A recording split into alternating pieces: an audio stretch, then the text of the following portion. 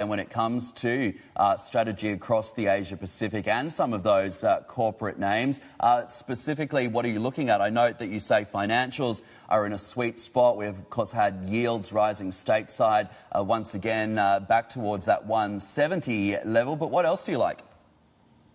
Well, so financials combines two things. First, in markets like Indonesia and also India, they've got very, very long growth runways as financial penetration increases and as technology is used to bring people who are unbanked or underbanked into the formal financial system. And then, of course, they've got this cyclical kicker as well in the event of rising rates. They will make more money as yield curves steepen. But another area that we're very interested in is in the mainland, in consumer staples, for example, where some of the highest quality consumer brands have seen their margins shrink over the last couple of quarters, as there's been some of this cost pressure that we've been talking about.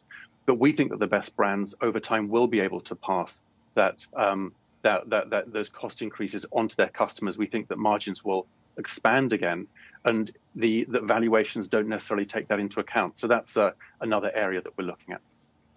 What about emerging markets more broadly, given that we are seeing persistent strength when it comes to the US dollar?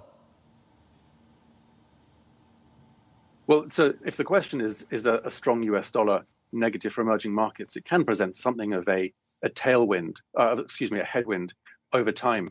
But I don't think that that's really the key challenge here. As long as we get a relatively stable dollar, then the fundamentals at the corporate level will assert themselves. It's if we get something very volatile happening in the dollar that I would be more concerned. We think that possibly the dollar will weaken a little bit over time. But again, going back to what I said earlier, if we can find the right companies, then they're going to thrive over the longer term, irrespective of what's happening in the short run in FX markets.